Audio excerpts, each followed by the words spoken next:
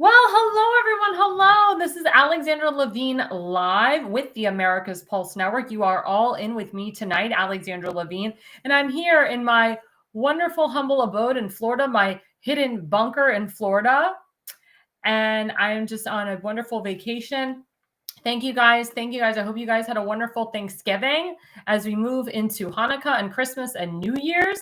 It is a pleasure to be back live with you tonight. Tonight, breaking news. Let's put up the first slide. Breaking. By the stroke of a pen, President Trump formally ends the 30-year Rwanda-Congo war and signs massive critical minerals deal. Trump not only stopped the war, but is vying to get America into benefiting from critical minerals in the region. Always America first. As you know, this is something that President Trump has been working on for a long time. He even brought the president of the Congo to the Oval Office, and he showed him that there is people that are killing innocent farmers, innocent white farmers in the Congo, and that there's a guy talking video or posting videos, recording videos saying, kill the white man. So this was a big end of a war between Rwanda and Congo. This was a 30-year war that President Trump put a stop to.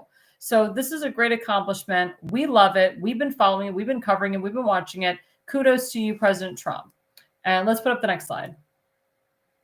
So just in, this is the real breaking news today. The January 5th, 2021 DNC and RNC pipe bomb arrest. It was a male who lived in Northern Virginia, now in federal custody. His arrest was within the past 90 minutes. That was 90 minutes this morning. He's set to appear in court soon, and it's finally time to uncover who this was. And we found out today who the guy is. His name is Brian Cole, and he's a Virginia man. Now, this is something that should have been exposed and should have been taken care of under the Biden administration. But of course, as we know, the Biden administration is a fraudulent administration. They cheated to put Joe Biden and Kamala Harris in, and everyone that was involved didn't get arrested, didn't get hurt. But the January 6ers who didn't go in and cause havoc on people, they ended up in jail for close to almost 6 years. So this is a groundbreaking news. Kash Patel, FBI director, and Deputy FBI Director Dan Bongino, they worked hard on this. This was something that they wanted to do the minute that they got into working in the FBI, in the DOJ, and the Department of Justice. And Pam Bondi announced today, our Attorney General, she said, I saw Kash and Dan working really hard to bring this to justice with Judge Jeanine Pirro. And justice will be done for this guy, Brian Cole, the Virginia man who infiltrated this. I mean, everybody knew that there was somebody putting up pipe bombs all over the place the day before January 6th. There was flyers going out saying, don't come to the Capitol, don't come during January 6th because there's going to be pipe bombs everywhere, etc. So we, the American people, knew all about this. But of course, the Biden administration, they also knew about this, but they kept this a hidden secret. The FBI under Joe Biden knew about this. So did the DNI, so did the CIA, and so forth. So it takes people like a new administration, Kash Patel and Dan Bongino, to find out what was going on over there. And they are going to bring justice to this guy, Brian Cole, and we thank them for that. Now let's go into segment one. Oh, and there we go. Oh, sorry. So my producer identified that the January 6, 2021 pipe bomb suspect now in federal custody is Brian Cole, like I said, a Virginia man per Fox. Finally, I hope they got him. And they got him. So moving on to segment one. So segment one is making a list, checking it twice. Better find out who's naughty or nice. And President Trump actually put up something else saying, better find out who is going to be abducted by ICE, because there's a lot of illegal criminals out there, a lot of them. So segment one, let's put up the first slide. So segment one deals with Congresswoman Anna Paulina Luna of Florida. She says Obama authorized over 500 strikes and the press said nothing. Meanwhile, an admiral with a strike package and intel report protects Americans from narco terrorists, and all of a sudden people decide to virtue signal. The mental gymnastics of politics by those who lack critical thinking skills is truly impressive. I will 100% continue to back the man That's the men that stand up and protect this country against those that are trying to murder our citizens. Well done at Secretary of War, Pete Hegseth. We thank you for protecting Americans. So this is a big drama that's going on between the liberals, the socialists, the Democrats, and Pete Hegseth. So Pete Hegseth has done a great thing here. He's stopping the narco terrorists. They're on ships right now in the Caribbean. He's stopping them from bringing their drugs into this country. But for some reason, that's a bad thing.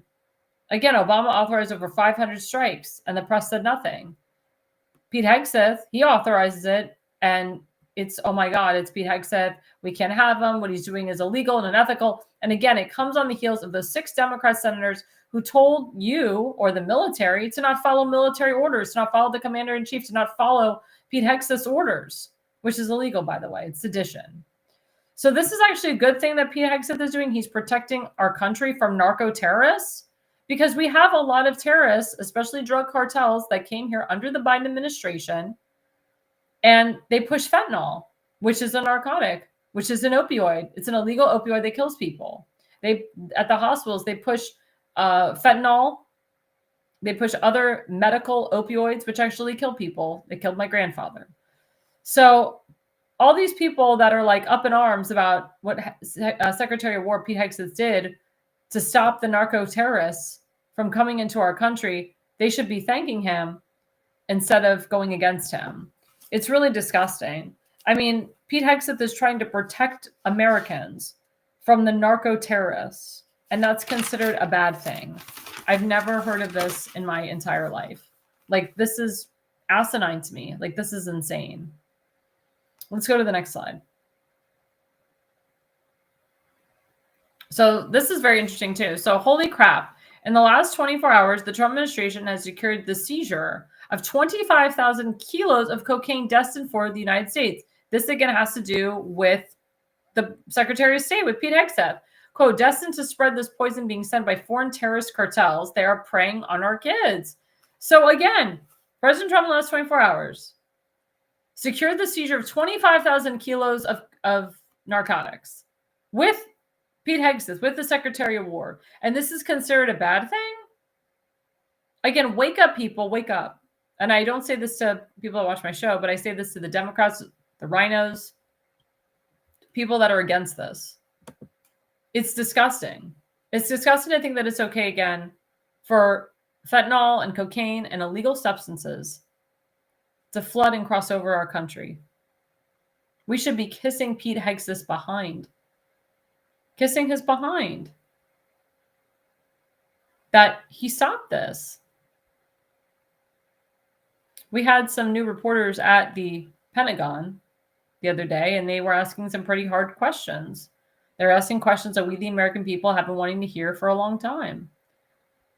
They claimed that the woman who answered it was gaslighting. She did like a runaround. She didn't exactly answer the question. And those people are going to continue to go in there and ask her questions. These are very conservative people, such as Laura Loomer, James O'Keefe, Matt Gaetz. A lot of these people have entered the alt-right realm, like Matt Gaetz.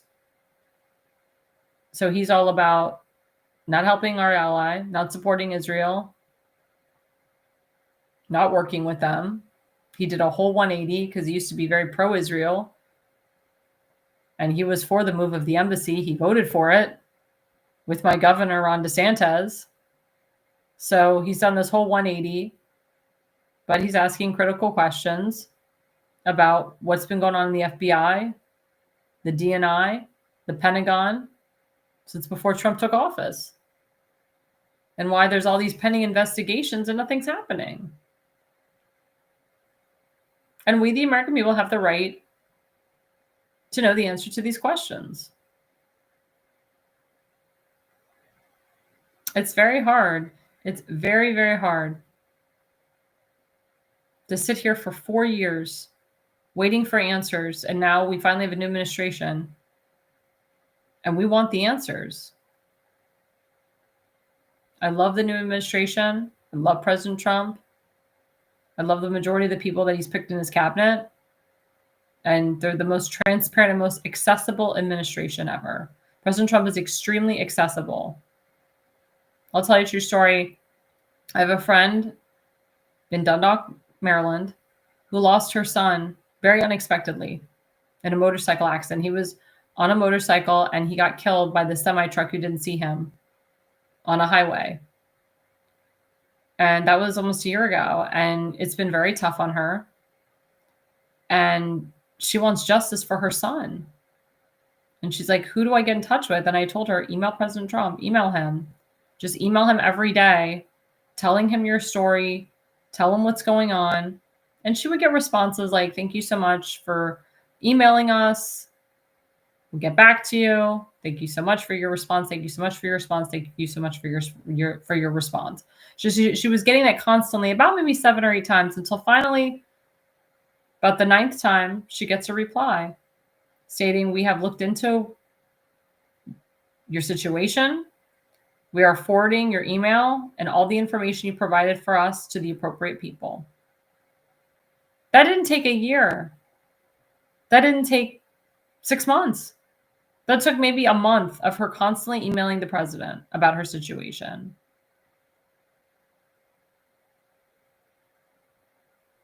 That didn't happen under the Biden administration. That didn't happen under Obama. So my point is that President Trump will hear your call, your pleas. He will read. He will email you back, or someone that works for him will. They will respond. I email the president in Caroline Levitt all the time about things going on in Baltimore, things going on around the country, and they do take action on it. I don't need the credit for it, but I know it was my email that made them open their eyes and look into the situation and do something about it. And I've emailed Sean Duffy many times, and EPA Director Lee Zeldin, and many others. And let me tell you something, Pete Hegseth has reshaped and changed the military for the better. He's got rid of the wokeness and the transgenderism that was in the military, that was under Mark Milley. He's not picking people based on race and gender. It's based on ability and will. And there's a lot more recruitment under Pete Hegseth than ever before. More people want to join the military because Pete Hegseth is the Secretary of War. More people are joining the military because of President Trump and the Navy and so forth. But they will accept you based on merit, not because of the color of your skin, or if you're a woman, or if you're a Muslim, or if you're gay. It's not about that. And the liberals will scream, oh, that's discrimination.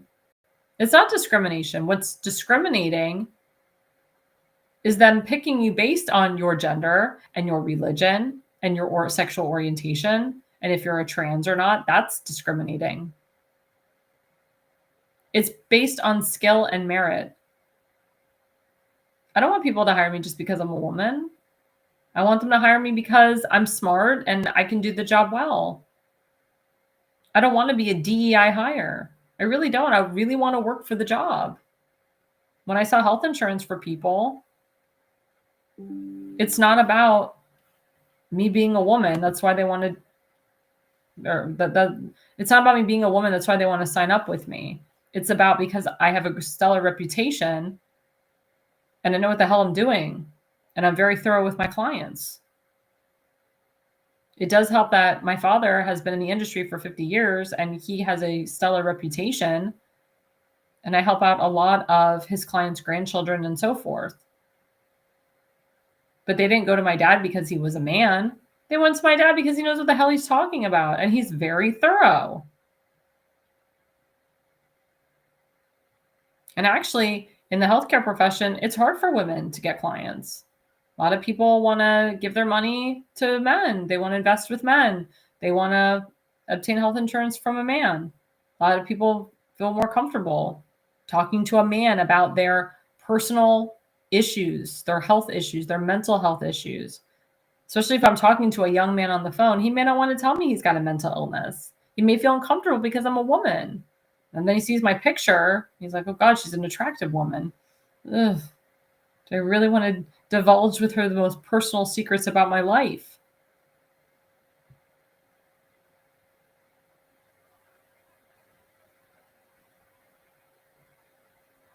But you know what? Because I'm good at what I do, they trust me. And Pete Hegseth is very good at what he does. And President Trump is doing a great job. We as Republicans need to rally behind the head of the Republican Party, which is President Trump. He's the head of our party. We need to stand by him and stand with him and cut the BS and stop dividing.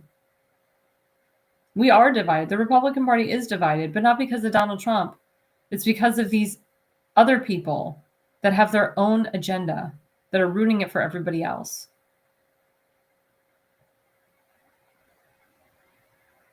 That congressman, or that, I should say, that newly sworn in congressman, Mark Von Epps, who won that special seat in Tennessee the other night, Tuesday night, that was a Trump 22 plus seat in Tennessee.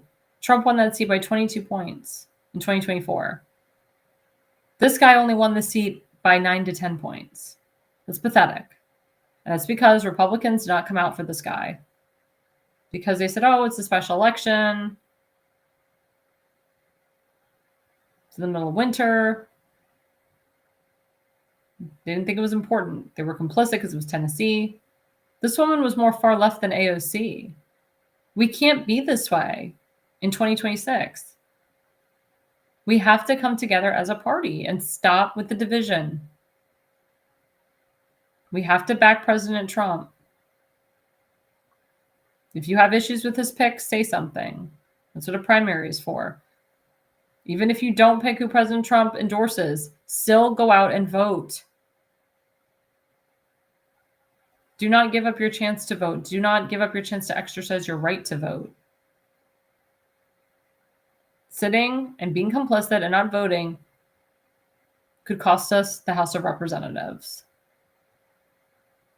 We need to expand more. We need to get more real people in to Congress, more people that support President Trump and his agenda, not people that support their own agenda. You can say whatever you want about Marjorie Taylor Greene, but she gave up on her constituents.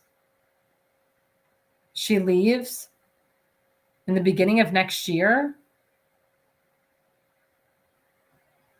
And let me tell you something, her constituents are not happy with her. I've talked to them. America first, America only? That's not how you run a country. On the federal level, you're supposed to work with your ally Israel. You're supposed to go over there. You're supposed to support your ally. I've never heard of this before where you don't support your ally. We need our allies. They help us with central intelligence, environment, agriculture, etc. Each state has a dual agreement with Israel. To cut them off and treat them like garbage is asinine to me. They're not a third world country. They're not a country that would cut your head off or your hand off if you go over there. There's a reason why we've been so close to them for so long. There's a reason why Netanyahu was so close to America here. There's a reason why President Trump wants Netanyahu pardoned. Because we need to work with our allies. It's very important that we work with our allies. I don't understand. I don't understand why other people don't understand this. And if you're a congressman or a senator, I don't understand what you don't get. You think Israel's the problem. Oh, we give too much money to the Jews. BS. My sister and I discussed this the other day. We've hashtag had enough of it. Ignorance is bliss, but man, there's a lot of ignorance out there. That's why you watch my program, because you are no idiot, and I will make you smarter. I will help you out. I will train you to be better. As a consultant, that's my job, to train you to be better, to make you win in life, and to help you succeed. But not if you listen to the stupid people around you, like President Trump comments on. So before we go to our next segment, don't forget our affiliate sponsor, rncstore.com/ALL. Let's put that up. There we go. Richardson Nutritional Center. We've had John Richardson on our show. He's going to be promoting his products all over the country. He continues to encourage people to use the discount code ALL to get the 10% off discount. So please go to rncstore.com/ALL. It's Christmas time. It's New Year's. I'm sure everybody ate a lot of turkey. They overate. And they need to get into those New Year's Eve dresses. I'm working on getting into a New Year's Eve dress right now, custom made just for me. So please, guys, go to rncstore.com/ALL. Type in ALL. If you don't type ALL, you don't get the discount code. So, of course, the more you spend, the more money you get off. So please, guys, this is a really great supplement. It will help you lose weight. It will help with your immune system, and it prevents against cancer. So please, guys, go to rncstore.com/ALL. Get a nice Christmas gift, Hanukkah gift, and New Year's Eve gift for your loved ones and friends.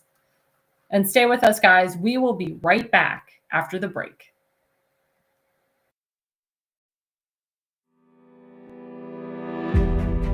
Hi, I'm Alexandra Levine. I'm a professional opera singer, actress, TV, and radio personality. Since 2015, I've been a volunteer, a field director, and a campaign manager, learning the ins and outs of the political world.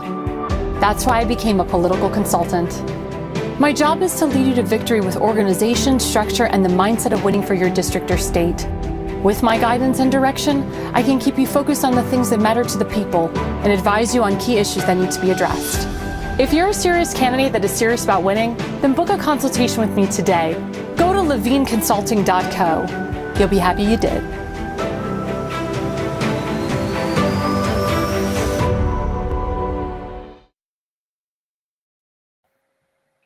Well, hello, everyone. Hello. We are back. This is can't even say my own name now. Alexandra Levine, live with the America's Pulse Network, coming to you live from my bunker in Florida. That's why you see a little bit of like a chair in the background. You know, it's a whole different view here in Florida, but it's beautiful. The pool is gorgeous back here. So going into segment 2. So this has been really scary going on this entire week. It's the Somalian Minnesota. But guess what? It's now coming to an end. Let me tell you something. Keith Ellison, who's the Attorney General, he is of the Muslim Brotherhood, or sorry, not the Muslim Brotherhood, the Nation of Islam, which is run by Louis Farrakhan, who's a known anti-Semite. So Keith Ellison is a known anti-Semite himself. He and George Soros and many others were big proponents of bringing illegal Somalians into the state of Minnesota. That's why you got an Ilhan Omar in there. That's why you have so many illegal Somalians that live in Minnesota. And they just discovered that Tim Walz and Keith Ellison and many others were in charge of $1 billion fraud ring with Somalians. And these Somalians would do calls to prayer in the middle of the heart of Minnesota, St. Paul, the capital, and many others, and exactly where Ilhan Omar lives. I mean, they're there illegally. And they've been doing this fraud ring for many years. And I always said, like, where did Rashida Tlaib come from? Where did Ilhan Omar come from? The woman literally married her brother, which is disgusting, and obtained American citizenship, which I believe, and many others, and so does President Trump, that it's not legal. And then she tried to push this another illegal Somalian to become the new mayor of Minnesota. Thank God he lost. But still, Minnesota is not Minnesota anymore. It's become the state of Somalia. And you have the other stupid guy. He's a mayor of, God, I don't even know what city. His name is Jacob Frey. He's Jewish, by the way. Hashtag not my Jew. Hashtag never a Jew. Hashtag not a true Jew. And he lives in Minnesota, and he's a mayor there. And he's disgusting. And he praises the Somalian illegals that live in the state.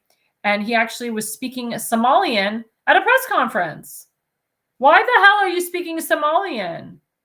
President Trump signed an executive order that English is the language of the land, which that executive order needs to be codified, by the way. But the majority of people in America speak English. If you love Somalia so much, and if you love the Somalian people, then Jacob Frey, why don't you move to Somalia? Why don't you move there? I don't understand why you have such a hard-on for these illegal Somalians. How much money are you making off of them? Are you a part of the fraud as well? I wouldn't be surprised. They should be investigating you, Mr. Jacob Frey. I mean, you're a disgrace. You don't support Israel. You attack Israel. You support Hamas. You shout out Free Palestine. I mean, you're disgusting. Disgusting people. I don't understand why people are kowtowing to these illegal Somalians. And a lot of these Somalians are terrorists and have committed heinous crimes on the people of Minnesota. And President Trump has hashtag had enough, and he wants Ilhan Omar removed from Congress. They need to remove her. She needs to go back to Somalia. And it's so funny, her own home doesn't even want her back. They're like, we don't want her. Keep her, President Trump, keep her. We don't want her. So her own country doesn't want her back. America doesn't want her. Maybe she should go live in Gaza. Maybe she should go live with Hezbollah. Oh, wait, Hezbollah has been massively destroyed. Maybe she should go live with the Taliban in Afghanistan. She should go live with people that are just like her, that think like her. Maybe go live with her brother. Disgusting. Let's put up the first slide. So this was the breaking news today. So Tim Walz, the governor of Minnesota, and Minnesota Attorney General Keith Ellison are now being investigated by Congress for, quote, allowing fraud to happen en masse. Documents, records, and communications must be turned over. Representative Comer says Tim Walz and Keith Ellison apparently turned a blind eye for fear of political retaliation from the large voting bloc of Somalis. Expose it all. The voters deserve to know at a minimum. At Representative James Comer at GOP oversight. That's correct. Tim Walz and Keith Ellison apparently turned a blind eye. They knew that the fraud was happening, and they did absolutely nothing. They should be investigated. They should go to jail. Tim Walz, as President Trump said, he's retarded. He's a moron. I'm sorry if you take offense to the word retarded, but President Trump didn't say that to offend anyone that has Down syndrome or mental illness. He said it because Tim Walz is crazy, and he is a mental case, and he needs to be in a straitjacket as far as I'm concerned. His wife is even more weird. I was like watching what she would say on the campaign trail. She says, "Come on, everyone, let's be the windshield wiper and let's turn the page. We're gonna turn the page in January. Goodbye, Donald Trump." That's what she screamed at. Turning the page away from Donald Trump. I mean, I'm saying it now, and I feel like something's mentally off with me. Like, this woman is insane. And she's telling everyone to do the windshield wiper effect. Then she goes on an interview and she says, "Oh my God, it was so sad when my city of Minnesota, the city of Minneapolis was burning down. I put the window down. I could smell the ashes." Are you crazy? Sounds like she was like commenting about smelling the ashes of people. A lot of people compared that to a reference of the Holocaust. When the Nazi mothers, the Nazis' wives and mothers could smell the burning ashes of the Jews all day and all night. It was a nonstop extermination. I mean, this woman's insane. I think she's more insane than him. Then she lied about getting IVF to have her child. One of her children does have a mental illness. The fact that Tim Walz's family completely endorsed Donald Trump tells you everything. The man is insane. And the man should go to jail, and so should Keith Ellison for the crimes that they've committed in their state. And Jacob Frey, if he is involved, which I wholeheartedly feel he is, he seems corrupt as hell, speaking Somalian, should be investigated as well. And Ilhan Omar is like, "Come for me, President Trump. My Somalian people will protect me." Oh yeah? How come they don't want you in the country you were born in? Where's your brother when you need him, huh? Where's your husband? Your husband's in hiding. Because that marriage is a marriage of convenience. Crazy. She should have never been a congresswoman, and she should be removed because the more she stays, the more she's causing havoc. I never thought Minnesota would get to where it is today. And ICE is going in there, and guess what? They're ripping people, illegals, out of their homes and sending them back. And that's how it should be. They're all going to jail. Let's put up the second slide. And as I said, breaking. ICE has begun going door to door in Minneapolis, targeting Somalian illegals after a massive $1 billion fraud ring was exposed. Finally, exclamation. Send every frickin' one of them back. We do not want nor need them here. I wholeheartedly agree with this. That is Thomas Homan. That is Kristi Noem. That is the head of ICE. Not, oh my God, not that. Yeah, the head of ICE. And I don't know why I forget. I think his name is Thomas Lyons. I always butcher. I forget his name. I see his face, but I forget the name. When I think of ICE, I think of Thomas Homan, our borders are, and I think of DHS Secretary Kristi Noem. But I mean, this is the truth. $1 billion fraud ring. So ICE is going in there, and they're getting rid of these morons that were in charge of this $1 billion fraud ring. Doesn't that piss you off as an American? Doesn't that piss you off as someone who voted for Ilhan Omar and Keith Ellison and Tim Walz? Not just for the governorship, but for the, I mean, he was trying to be your vice president of the United States. What if, God forbid, he got in there? He hurt the voters. But as we know, it's corrupt internal election personnel. So real voters like you and I didn't even vote for this crap. It was 80,000 illegal Somalians that voted for Tim Walz and Ilhan Omar and almost that freaking Somalian illegal who was almost going to be the mayor. I mean, think about it. They don't ask for photo ID in the state of Minnesota. That's why Kamala Harris won. Every state that Kamala Harris won did not ask for photo ID. That's why, again, Congress needs to codify the executive order that President Trump put into place to ask for photo ID. Look what Kristi Noem is doing with the airport. You have to have a legal driver's license or a passport to show who you are. If you try to get on a plane with an illegal driver's license, you go directly to jail. If you try to go to the airport, or let's say you try to go back to another country with an illegal passport, you're done. You're finished. If you do not have a legal driver's license to vote or a legal driver's license to get on an airplane, you go directly to jail. You get deported back to your respective country. Amen to that. Aren't you tired of people breaking the law? Haven't you hashtag had enough of people breaking the law? Like I said, if I was living in Minnesota right now, I'd be pissed. I would call for Ilhan Omar to be removed and Keith Ellison and Tim Walz, or have them removed and then go to jail. That's why we Republicans and Democrats and independents need to step up and rise up to this. How can you sit back and allow your state to go to hell and be in ruins? How can you allow a Tim Walz to take the beautiful city of Minneapolis and turn it into a crap hole? A centerfold for Black Lives Matter and Somalian illegals and Somalian illegal refugees and Somalian terrorists. How is you as a Minnesotan, how can you live with that? How can you live with yourself by accepting that? I don't know why people aren't up in arms about this. I'd be up in arms if I lived in Minnesota.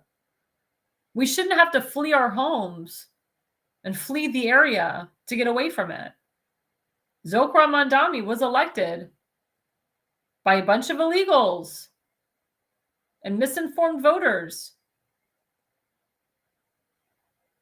And Republicans didn't really go out there and find a proper Republican candidate. The fact that Trump's voters voted for Zokran Mandami tells you everything. That should not have happened. He should not have gotten that far.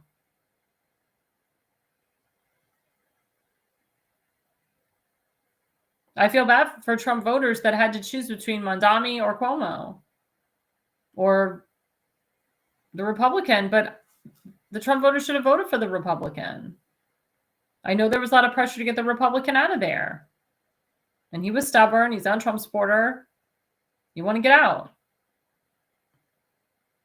But if you really wanted to send a message, you would have made sure that Mr. Zokran Mandami was not the next New York City mayor. Now, New York City is going to be horrible.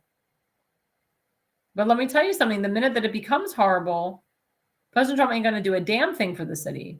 And President Trump is going to just sit back and watch this a-hole destroy the city. President Trump, it's not his fault if the city of New York goes to crap. He warned everybody about this.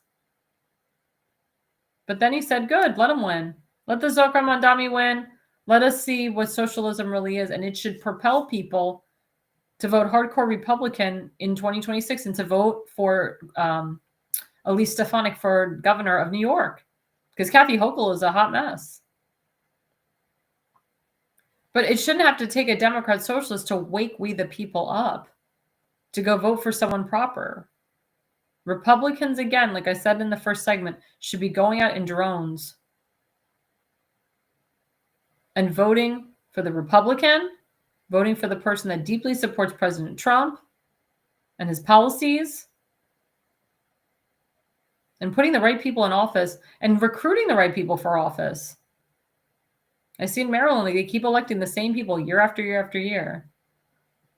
There was a, quote, Rhino Republican today that praised the Speaker of the House in Annapolis, who is a liberal, hardcore Democrat.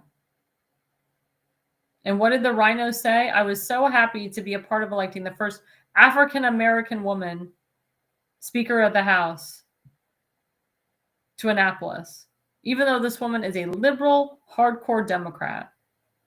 This Rhino was so proud. And she spoke on behalf of her sidekick, too. And she's the head of the Maryland Freedom Caucus. That's a joke.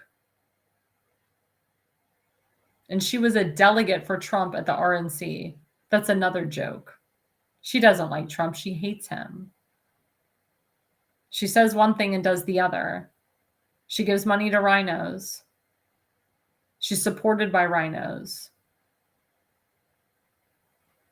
She doesn't know how to make Maryland free. She's done nothing in regards to election integrity, and she's a disgrace as far as I'm concerned.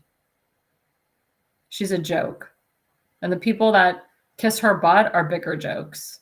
And a lot of them do in the delegation, and it's really sad. That's why it's time for the Uniparty and the rhinos to go away and to put fresh, young conservatives or fresh conservatives in office. Because your Maryland Freedom Caucus or any Freedom Caucus is not going to get anything done if you have the same bad apples in there year after year after year after year. So great, you know their name, but what have they actually done? It's the actions that people take that makes the difference. And I've said this many, many times. It's the actions that people take that make the difference.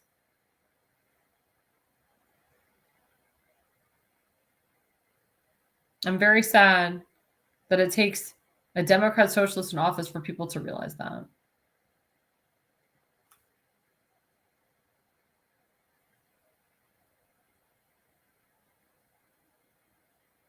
But in other news overseas, as you know, President Trump is trying to make a deal between Putin and Zelensky to end the war. As you know, our beautiful First Lady Melania Trump, she wrote letters to Putin and to Zelensky, but specifically to Putin, making sure that the children are not killed and not harmed.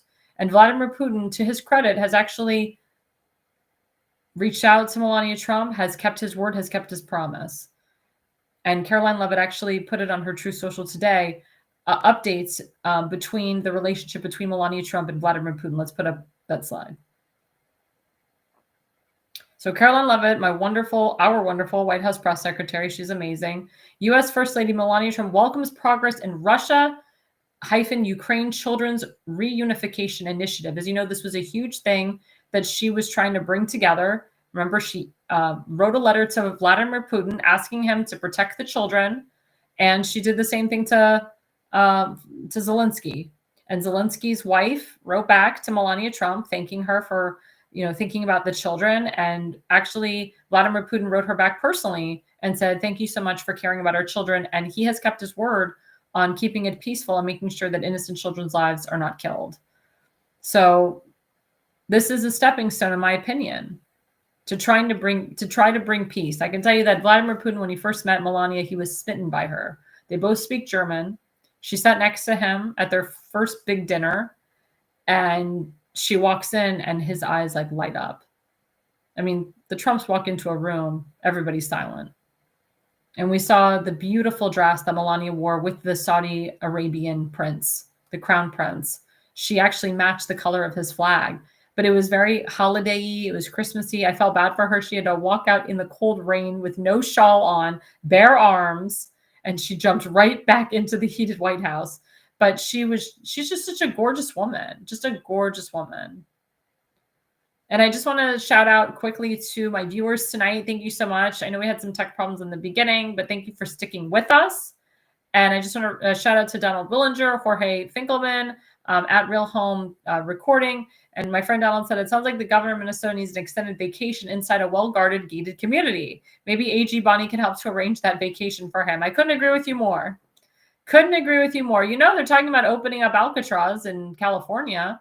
I think that, in my opinion, Mr. Waltz should take a vacation there. Just hang out in Alcatraz for a while.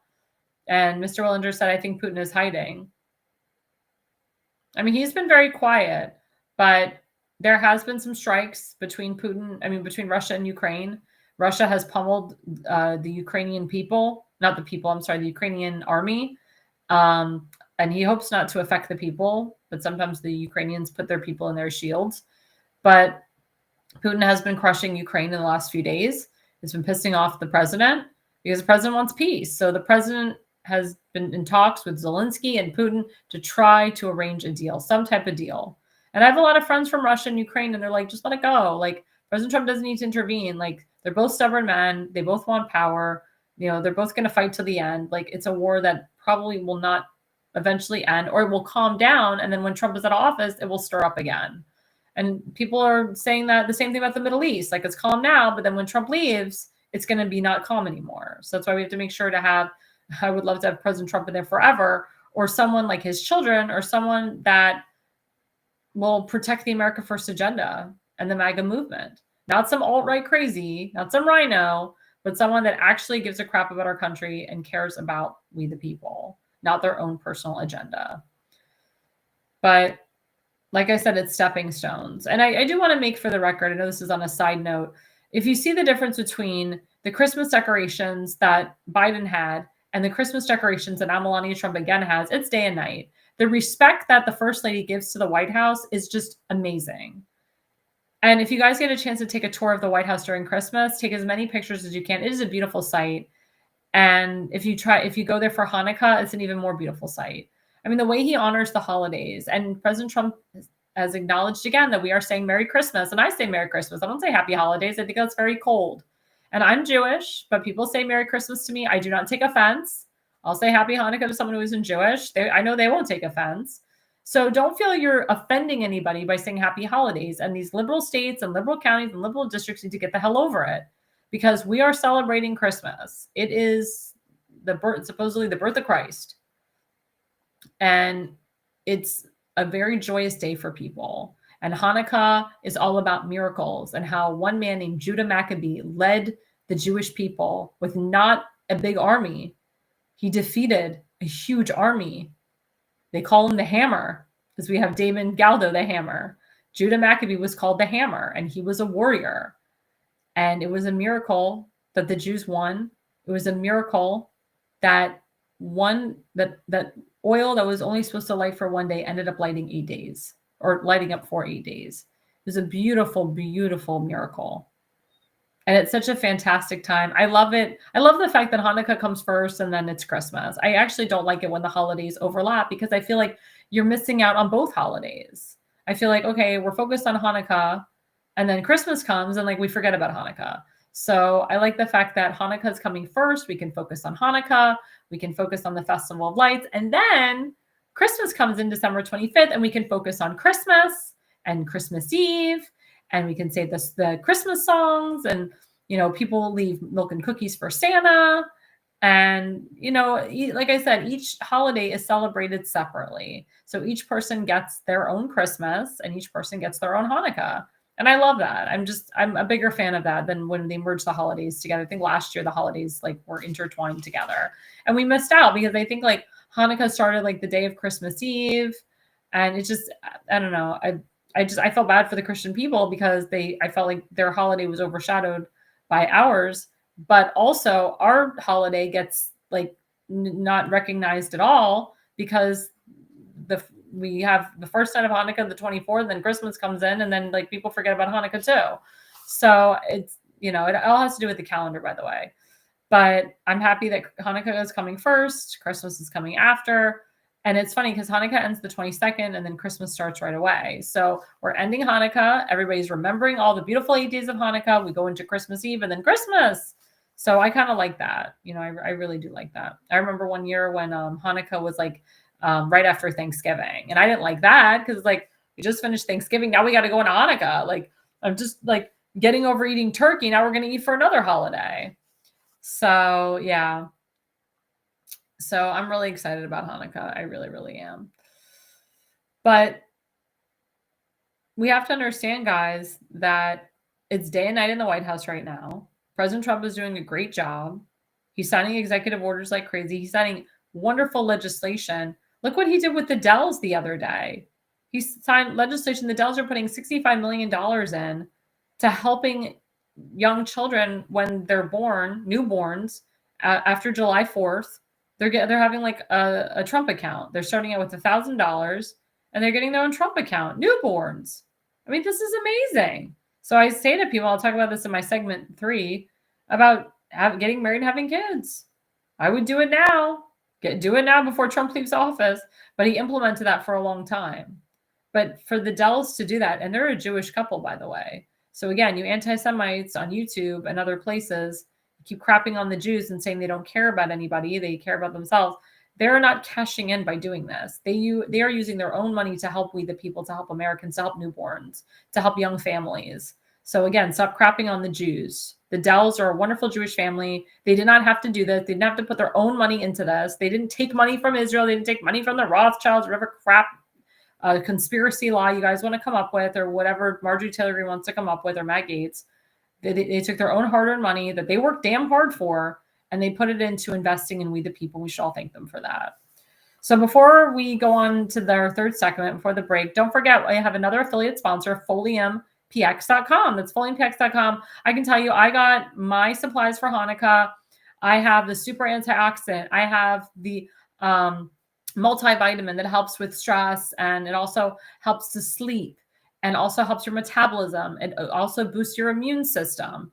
It's very, very good. It's very, very good stuff, guys. And they're very reasonable. I got like 3 bottles of these supplements.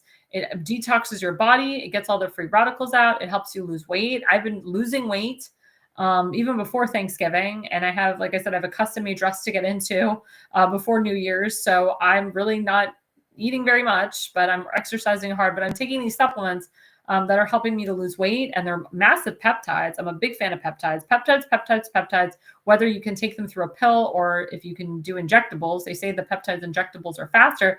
But let me tell you something. This is safer for you than Ozempic and tirzepatide. It's better for you, and you don't rapidly lose weight in such a short period of time, which is not healthy for you. It doesn't stretch your skin out. It doesn't give you the Ozempic face. This is very good for your body. Peptides are the way to go, full peptides. And the more peptides you put in your body, the better. You want good peptides. You don't want bad peptides. So please, guys, go to FoliumPX.com. There is code. You get a discount with that QR code, and take care of your body. Coming up after the break, I have a special segment about dating. As you know, we're going into Hanukkah, Christmas, New Year's. This is the time to find your loved one. This is your New Year's resolution. Find your man, get married, have kids, enjoy life. No more excuses. And this advice tonight is for women and men ages 36 and above. You will not want to miss it. We'll be back after the break. Welcome to America's Pulse Network. This is APN's very own White House correspondent, Alexandra Levine. This is so amazing and miraculous. We've never had a president in the history of our nation doing this. And we hope to God that he continues doing this forever and ever. Thank you. God bless you, everybody. And God bless President Trump. And God bless you. Hello, everyone. This is Alexandra Levine with the America's Pulse Network. I am the White House correspondent right here in the heart of D.C. as President Trump is celebrating 250 years of America and the military. Subscribe and follow America's Pulse Network on the above social medias.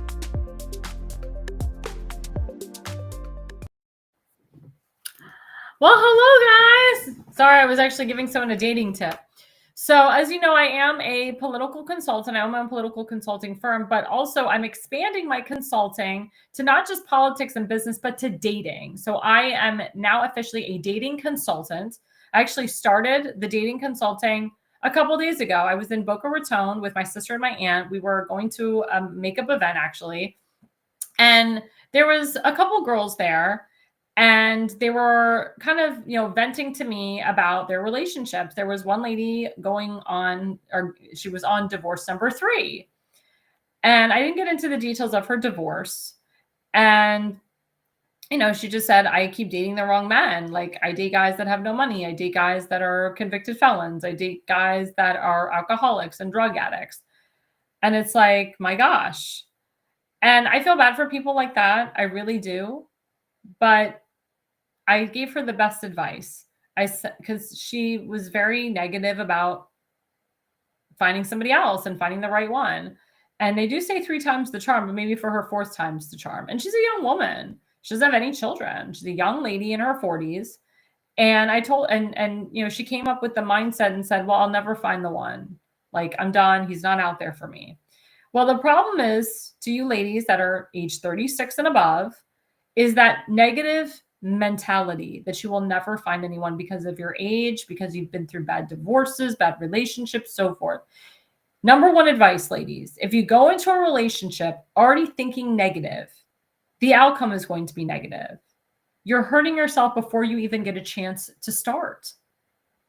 And also, you can't go in with negative vibes thinking that the guy is going to be a POS the minute that you meet him. She also talked about the dating websites that she's been on.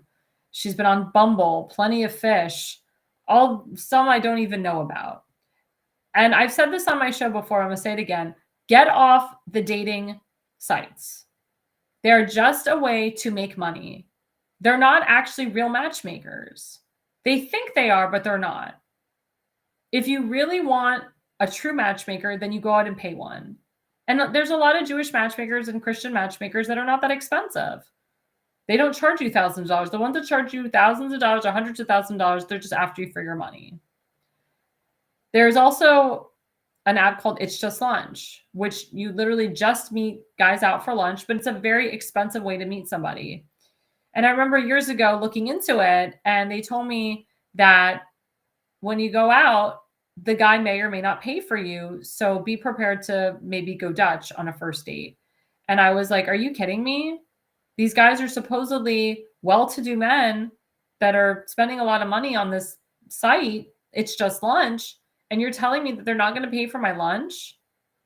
That's crazy. And Charlie Kirk talked about this. If you can't afford to take your woman on a date, then you can't afford to be their husband. You can't afford to have a life with them. That's crazy. That's dating 101. Coffee dates are fine, but do not expect the girl to pay for her own cup of coffee. She does it on a daily basis. A girl should not have to worry that the guy she's dating can't afford to take her on a date. Now, the guy can be honest and say, hey, we can't go out to Ruth's Chris every time I see you, or Morton Steakhouse, like it's getting pretty high. And you don't have to take your woman out to the most expensive restaurant to impress her. If you really can't afford it, just be honest. Honesty is the best policy, and it's the key to a relationship. But when I told this woman, I was at Bloomingdale's. When I told this woman at Bloomingdale's, and she was working behind the counter, and she said, I'll never find someone, and she was just very negative. I said, well, first of all, your mentality sucks. Your attitude sucks. And what you need to do is write down a list. And this is double advice for people of all ages. This is the best advice. You write down a list of qualities that you're looking for in a man or a woman, and you stick to that list. And if you meet someone that doesn't meet the majority of the criteria on your list, then you move on. If you see a red flag right away, you move on. What I find in a lot of couples today is that they see a flaw or two and they continue. They continue seeing that person, they ignore the flaws, and then they're emotionally dragged in, or they're emotionally invested into a relationship for 2 or 3 years, and they know in the back of their mind it's not going anywhere, but they feel stuck. When I told that woman this advice about writing a list down of what she wants in a man, and if they don't make the cut, you get rid of them. She was like, oh my God, you're right. I said, if you don't want a guy who's a convicted felon and an alcoholic and a cocaine addict, then you shouldn't be dating them. If you don't want a guy that doesn't make a certain income, then you shouldn't be dating them. And you should be hanging out with people that do make the type of income that you want in a man.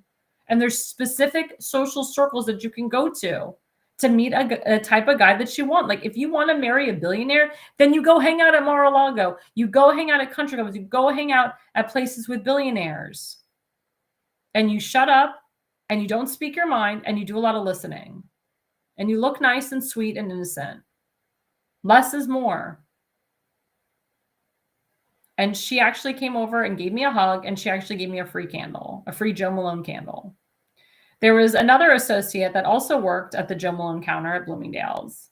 The woman is currently married, and she told me that her husband is constantly giving money to his mother, paying attention more to his mother, running for his mother, and not taking care of her.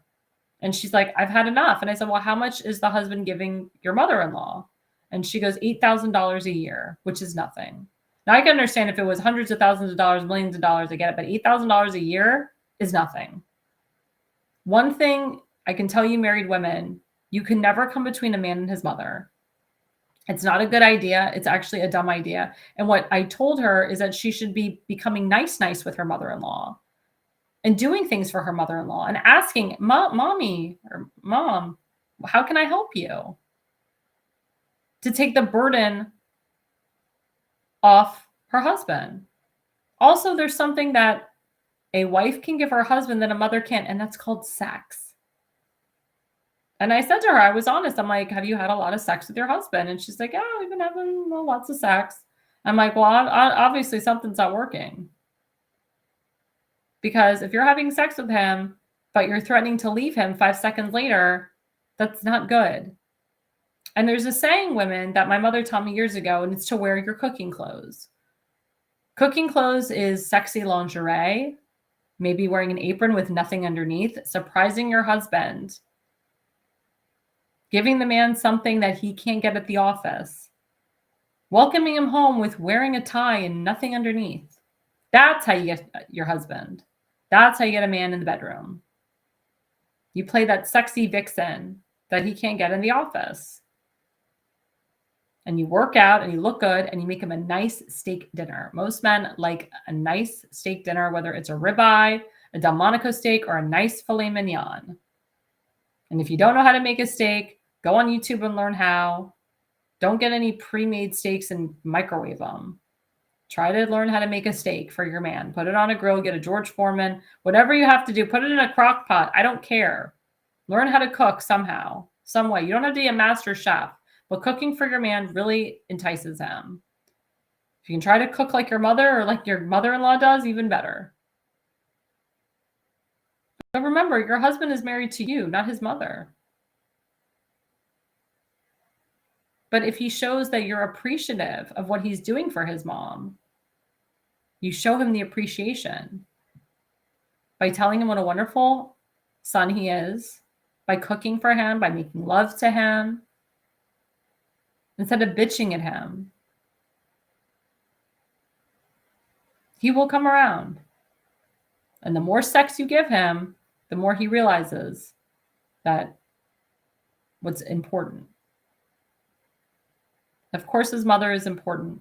She gave him life. But when you get married, it's you, the wife, and the husband, or you, the wife, and children. You're the family now.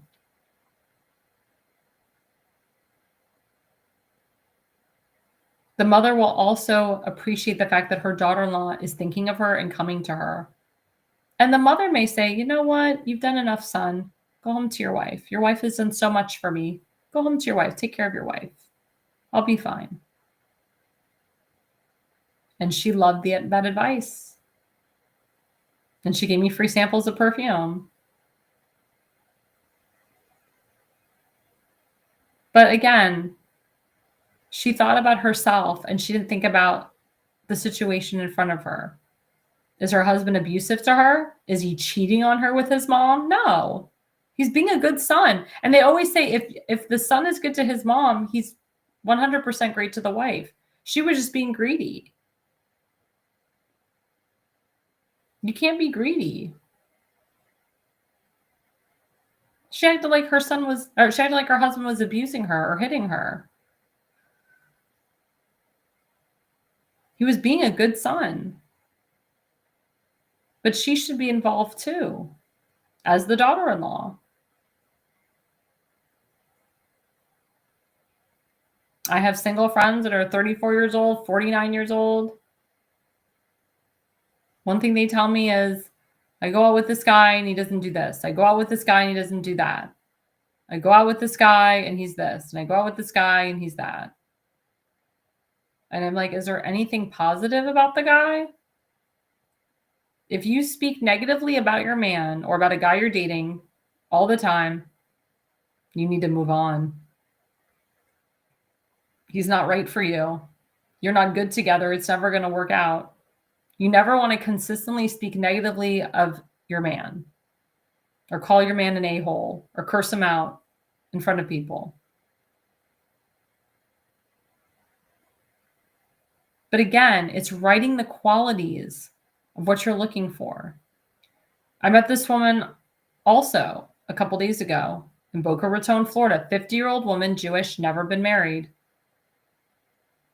And she said to me, like, what's the key to finding love? What's the key to finding a spouse?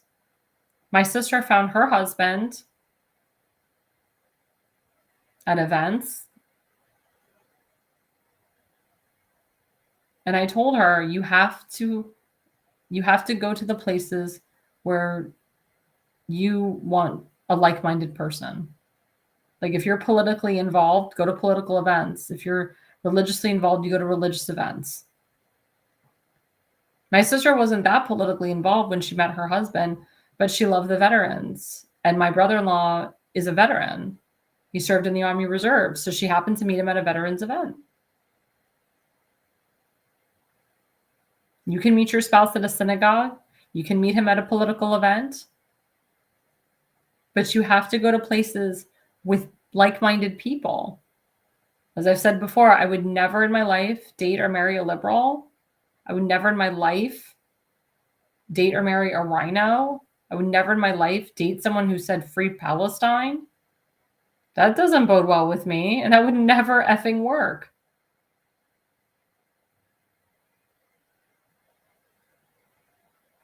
But if you enjoy going to temple, going to church, going to political events, networking events, I said before, networking events are the best way to find a spouse because you're getting to know that person and their profession. And again, if you're looking for a certain person that makes a certain income, you go to certain networking events. If it's networking events for attorneys, financial advisors, and lawyers, and doctors, and if that's the type of person that you want to marry, then you go to those events.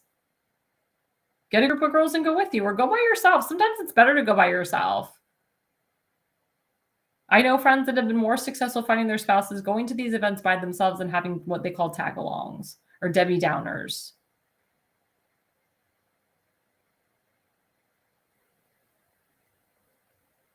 The problem is that COVID really screwed up the dating scene and everyone is still sitting around on social media waiting to find their spouse.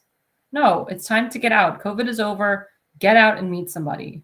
And I've said this before. So these are a couple of slides that I found, and I want to share one to you. Let's go with the first slide. So dating advice for 2025 is what I'm giving to everyone. And again, this segment is for people ages 36 and up. Number one, work on becoming spiritually and emotionally healthy, standing alone. So if you aren't emotionally healthy and spiritually healthy, you'll never find your spouse. Everybody needs God. Everybody needs God. They need some form of religion in their life. They really do. So like I said, if you're a traditional Jewish person or if you're a Christian, you don't have to go to church every day. You don't have to go to a synagogue every day or every week. But if you identify as something, whether you're Christian or Jewish or whatever, and you are happy with yourself, then you will find somebody.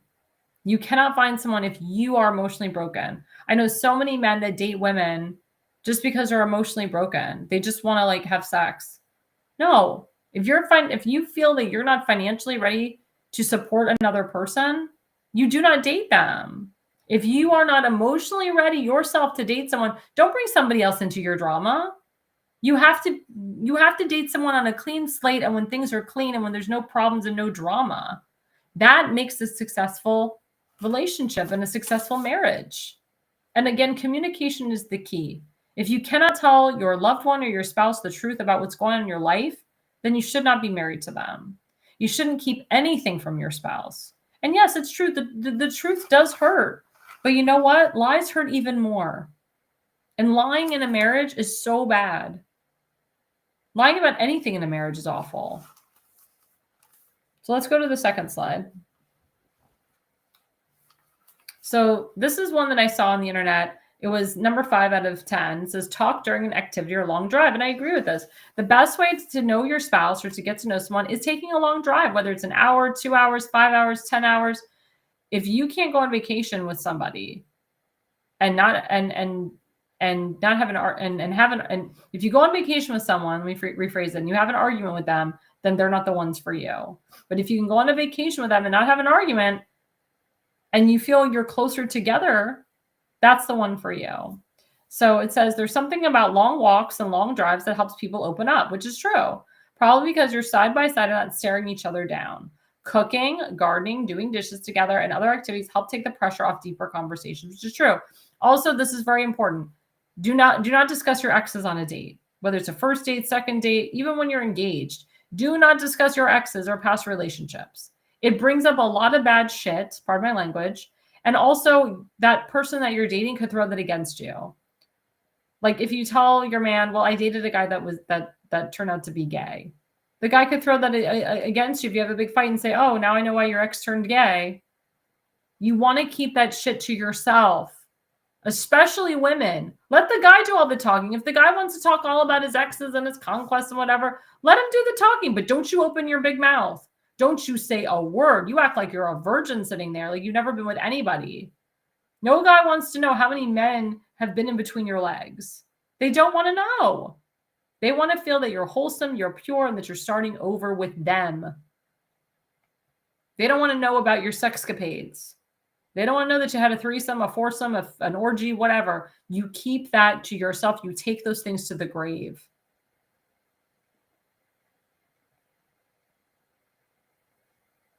It's not good. People talk too damn much on a date, and they end up why they're single. Let's go to the third slide. So this one's really important. This is how you know you have a great partner. So this is to people that are dating right now or that are married. And I want you to read this, and I want you to check off the box, or check off I would say just check off the ends of these and see if you know that your partner is great. I can't even talk today. So number 1, they're curious and open to trying new things with you. Their actions consistently match their words. So they're not just all talk, their action as well. They've done the work to understand how their upbringing shows up in their relationships, which is very important. Again, what I said earlier, how a man treats his mother is how he's going to treat his woman. If a man treats his mother with respect, he's going to treat his wife with respect, and he's going to treat his children with respect. So that's really important. And if you marry someone who's very close with their family, that's a good thing. That's a very good thing. You know, I see so many couples where they're like, oh, I hate my father, I have a bad relationship with my father, bad relationship with my mother. I don't talk to my sister. You don't want to marry someone like that who's got family issues, family problems. Most people want to get married to expand their family. So the next one says they're secure in themselves and don't need constant validation from you or others. So meaning you don't have to like say to your guy, do you think I'm beautiful? Do you think I'm great? Do you love me? No, if you have to say that to your man, that means you're not secure in yourself. Now, you can say it in a cutesy manner. You know, you can be like, you know, just for fun. But there are some girls that literally say it all the time. Do you love me? Are you sure? Am I okay? It's annoying and men don't want to hear it. And women don't want to hear it either. And then the next one is they have goals and make room in their life for a relationship. So it's really important now to marry a goal-driven man and woman. Nowadays, men and women are very driven in their careers, but you can still have a career and want other ambitions. Like my father is an ambitious driver, and that is the key to finding a great man and woman. You want to find someone who's an ambitious driver, someone that doesn't just clock in and clock out, someone that actually wants to do other things, someone that actually has a career, but then wants to do other things in their career, someone that will go outside the box and know how to be successful in whatever they do. I think it's really important that people set goals for themselves and have that mindset that they're going to do it. I've set goals for myself. When I wanted to be a professional opera singer, I set the goal that I was going to sing here, I was going to perform there. When I started becoming a health insurance agent, I set the goal. I said, I'm getting my license. I'm becoming a health and life insurance agent. This is something that I was ingrained in my entire life. I grew up in the industry with my father and my sister, and I want to be successful in this. And I got involved in the Jewish federations and the JCCs and becoming a cantor. I mean, anything I wanted to do, I put my mind to. And I still put my mind to these things to this day. And the last one is they show up consistently for folks they care about. Again, that's showing up for your mom, showing up for your dad, showing up for your spouse, showing up for your girlfriend, boyfriend, whatnot. It's very important, guys, that when you go into the end of 2025, into 2026 with a different mindset of dating. Again, don't be negative. Don't think negatively about the next relationship to come, and don't get stuck in a relationship. If you've been in a relationship with someone for 3 to 6 years and you feel it's going nowhere, move on. Dump that person, and I guarantee you will find your spouse the next day. You have to have that confidence. You have to say to yourself, I'm beautiful and I'm strong, and everybody likes me, and I'm going to find my spouse. Or you look up at God, and you look up at God and you ask him, please, God, send me my spouse. And he will listen. I am so about the power of prayer, so about the power of prayer. But it's very important, guys, that you listen to what I'm saying on this, because I'm telling you what I'm saying to you works. As I told you, I'm expanding my consulting business to dating consulting. So go to livingconsulting.co, book a consultation with me today. I have saved a lot of people's relationships in the last year, in the last 6 months, and I've gotten people married, and I've actually helped people that are going through a bad divorce pick themselves up and find someone else right away. Don't just think because you're getting divorced, you'll never find someone again, unless you don't want to get remarried, and that's fine. But you don't have to be alone. But also, when you are in a divorce situation, don't play the victim. And don't go on a date dissing your ex-husband or your ex-wife. That's a really bad idea. But don't play the victim. It takes 2 to get divorced. It's 50-50. It wasn't all him. It wasn't all her. It was a little bit of you too. So you can't just play the victim. Unless the guy did something so heinous, like he beat the shit out of you, or, you know, the wife committed adultery, or just if it was just something like that. But most divorces end because of irreconcilable differences, bad arguments. The guy says something to the girl says something to the guy, and it's just unforgivable. That's how most marriages end up. Or the guy and the girl are bored with the spouse, and they kind of want to fuck another woman or another man on the side, but they can't because they're still technically married. So they divorce that way. Like I said, it's 50-50. It's not 100% one person's fault, unless for very bad situations, like situations where like the guy or the girl, you know, beat each other up. That's a whole different scenario. But please, guys, I want you to look into the dating scene as a good thing, a positive thing, not a bad thing. Don't go into it with a negative feeling. Don't go into it with a negative spin. I want you all to get married and have kids. I want you all to have happy marriages. I want you all to realize that if you are going through a bad divorce, that your next person is waiting for you around the corner. Don't feel like you have no one. Trust in yourself. Again, when you are spiritually and emotionally happy and healthy, and your mind is all clear, you can focus on what you really want. Speaking of someone who knows exactly what he wants, as you know, on our show, we are in campaign mode. As a political consultant, I do work on campaigns and with candidates. And one that I wholeheartedly endorse and support, I've worked with for 6 years and continue to work with him, is my good friend, Tim Fazenbaker. Let's put him up. Yay! Candidate for Baltimore County District number 9. He is running in a very America First /MAGA district. He is the only one that is running that's going to win. There is no one else that's running right now. They're trying to push a rhino in to run against him, which is a freaking joke. People are donating to Tim. People are supporting him left and right from not just Maryland, but outside of Maryland as well. So please, guys, go to timfazenbaker.com. That's TimFazenbaker.com and donate to him today. I know he's working on a fundraiser coming up next year. I can't say when. And we may have a wonderful special guest. As you know, Tim is very connected to the media. He's very connected to big names in the political circuit. So please, guys, we will keep you posted on that. We want as much support for him and for that event as possible. But again, go to timfazenbaker.com, make a donation today. And my good friend, Kimberly Stansberry, she's running for Baltimore County Executive. She officially filed. She is literally the only Republican that's worth voting for, supporting, and giving money to. So please, guys, go to electkimstansberry.org. I was waiting for it to come up. electkimstansberry.org. It's electkimstansberry.org. Make a donation. People are donating $250, $300, thousands. They love her. She's the only woman running right now. If she wins, it will be history. She will be the first woman elected Baltimore County executive. And I know I'm not going to play the woman card, but this woman knows what she's talking about. She knows the position like no other. She knows how to delegate. And she's a smart woman. Her husband served our nation. He was a Vietnam vet. He died of Agent Orange, but he was a very good man. Speaking about a wonderful marriage, she had an amazing marriage to her husband because she listened to him and she respected him and took care of him and took care of his mother. And he took care of her. She had cancer. She's a breast cancer survivor. And he took care of her through all of that. And she's got 2 wonderful children. And she's a wonderful human being. So again, go to electkimstansberry.org. And of course, we always help our friend out, Seth Eisenberg of the Conservative Corner. His GoFundMe, we have raised over $6,400 for him. The goal is $10,000. The ultimate goal is $100K. Please, guys, Seth served our Navy. He's a veteran.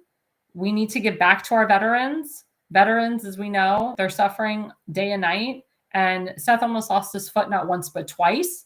And he's got bills to pay and a son to support and many other things that he needs to pay for.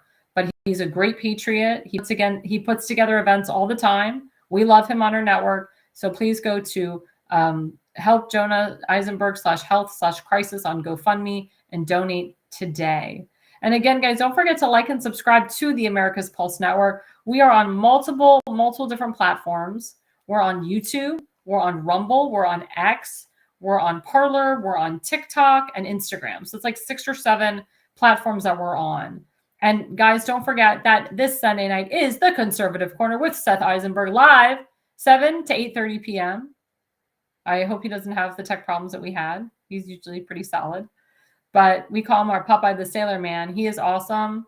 We love him. And guys, don't forget to follow him on Facebook at the Conservative Corner and at Conservative Seth on X. And again, we have our other host, Damon Galdo of the Jersey Shore every Friday from 8 to 9 p.m. and every Monday night from 8 to 9 p.m. We call him the Hammer. We are expecting some other podcasters coming in next year. Our network is growing. Every single week, we are getting better and better. Our algorithms are just expanding. We're doing really well, especially because we're on so many platforms. And people love us. They love the content that we're providing. We have wonderful guests. I have some great guests coming on next year. It's going to be awesome. Some wonderful things happening. And we're really, really excited. And of course, don't forget The Pulse every night, every Wednesday night from 8 to 9 p.m. I'm sorry that I haven't been on it. I have been on vacation, but you'll see me more on it. But please, guys, don't forget to watch The Pulse every Wednesday night from 8 to 9 p.m. And don't forget to follow Damon Galdo on Facebook at Damon Galdo and on X at Damon Galdo. And don't forget to follow me, Alexandra Levine, on Facebook at Alexandra Levi 20 on X, at AirLevine85 on Instagram, TikTok, Parler, Truth Social. And I think that's about it. I'm on a lot of different platforms. But thank you guys. Again, I want to say thank you to my viewers. I know there's a lot of people that watch and don't comment, but thank you to the people that did comment. Thank you to Jorge Finkelman, my friend Donald Willinger, who's a loyalist. Love him. at Real Home Recording, and many other people that were on the show and commented tonight. Thank you guys so much. And the reason you listen and the reason you watch is you are no idiot. America's Pulse Network. The mainstream media is bought and paid for. The truth is twisted to fit their agenda. But America is waking up because podcasts are the future for trusted media. Welcome to the America's Pulse Network. It is a network built by patriots that upholds the Constitution. The America's Pulse Network stands for God, truth, and the America First movement. There is no corporate propaganda, no government spin, just real news, real talk, and real voices fighting for faith, freedom, and the future of this great nation with common sense. Here are some of America's Pulse Network podcasts. Alexandra Levine Live, hosted by Alexandra Levine. Jersey Shore Podcast, hosted by Damon Galdo. The Conservative Corner, hosted by Seth Eisenberg. APN's The Pulse, hosted by Alexandra, Damon, Elena, and Seth. So tune into America's Pulse Network on the following social media platforms: X/Twitter, Rumble, Truth Social, Parler, Facebook, and YouTube. Join the revolution. Because the pulse of America beats for God and country. America's Pulse Network is for faith, family, freedom, and truth.